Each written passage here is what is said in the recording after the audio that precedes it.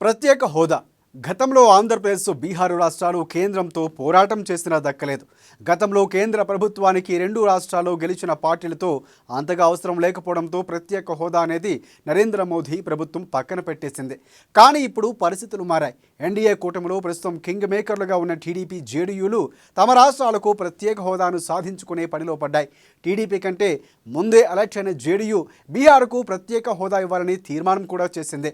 కేంద్రంలో ఎన్డీఏ సర్కారు కొలువుదీరి ఇంకా నెల రోజులు కూడా కాకముందే అప్పుడే డిమాండ్ల పేరిట నితీష్ రాజకీయం మొదలు పెట్టడం సంచలనంగా మారింది. దీంతో మోదీ మళ్ళీ మొదలైందా అగ్ని పరీక్ష మోదీకంటూ గుసగుసలు వినిపిస్తున్నాయి.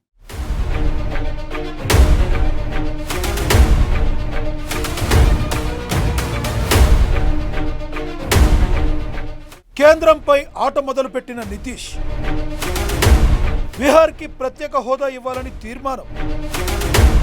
హోదా లేకపోతే ప్రత్యేక ప్యాకేజ్ అయినా ఇవ్వాలని డిమాండ్. నితీష్ డిమాండ్తో ఉక్కిరిబిక్కిరవుతున్న మోడీ. నితీష్ బాటలోనే ఏపీ సీఎం చంద్రబాబు.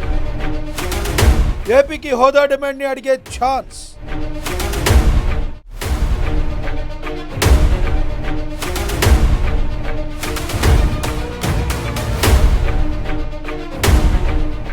అవును, అంతా అనుకున్నట్లే జరిగిపోతుంది. కేంద్రంలో ఎన్డీఏ ప్రభుత్వం ఏర్పాటుకు టీడీపీ, జేడీయూ కీలకమైనవి. ఈ రెండు పార్టీల వల్లే ఎన్డీఏ ఈ పరిస్థితిలో ఉంది. లేదంటే ఇండియా కూటమి ప్రభుత్వాన్ని ఏర్పాటు చేసేదనడంలో ఎలాంటి అతిశయోక్తి లేదేమో. అయితే ఈ రెండు పార్టీల చేతిలో మోడీ జుట్టు ఉంది కనుక చంద్రబాబు, నితీష్ కుమార్ ఏం చెప్పినా ఇప్పుడు అక్షరాలా జరుగుతుంది.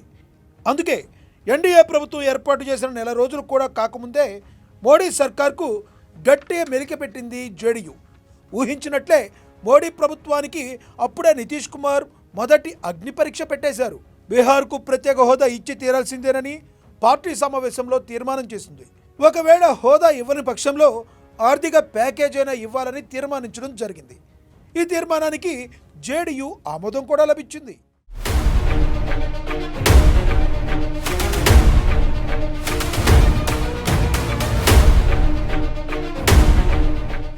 వాస్తవానికి బీహార్కు ప్రత్యేక హోదా అడగడం ఇదేమీ తొలిసారి కాదు.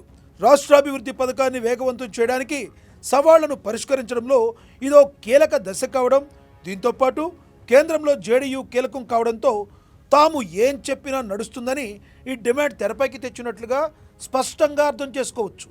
మొత్తానికి చూస్తే నితీష్ గట్టి ప్రయత్నమే చేస్తున్నారని చెప్పుకోవచ్చు. ప్రత్యేక హోదా ఇవ్వలేకపోయినా ప్యాకేజ్ ఇచ్చినా పెద్దగా ఆశ్చర్యపోనక్కర్లేదేమో. ఇదిలా ఉంటే బీహార్ వెనుకబడిన రాష్ట్రం అన్నది అందరికీ తెలుసు. అందుకే రాష్ట్రాభివృద్ధి కోసం పదే పదే ఇలా హోదా లేదా ప్యాకేజ్ ఇవ్వాలనే డిమాండ్ చాలా రోజులుగా నడుస్తూనే ఉంది. ఇప్పుడిక నితీష్ సమయం చూసుకుని కేంద్రంపై ఆట మొదలుపెట్టారు. మోడీ సర్కార్ నుంచి ఏం మాత్రం నిధులు నితీష్ రాబడతారో చూడాలి మరి.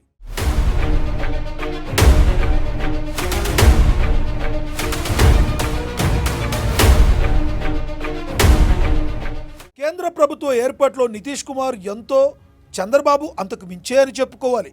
ఎందుకంటే కేంద్రంలో ఎన్డీఏ ప్రభుత్వం ఉండడంతో పాటు రాష్ట్రంలోనూ టీడీపీ కూటమి ఉంది.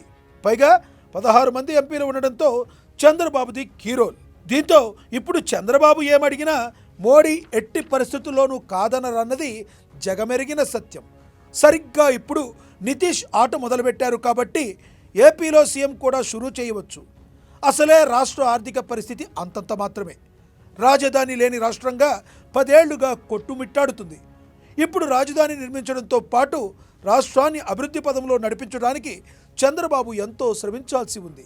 అందుకే ఇప్పుడు కేంద్రంపై ఒత్తిడి తీసుకొచ్చి హోదా అడిగి తీసుకుంటే మాత్రం ఏపీ నిలబడుతుందని రాజకీయ విశ్లేషకులు, ఆర్థిక నిపుణులు చెబుతున్నారు.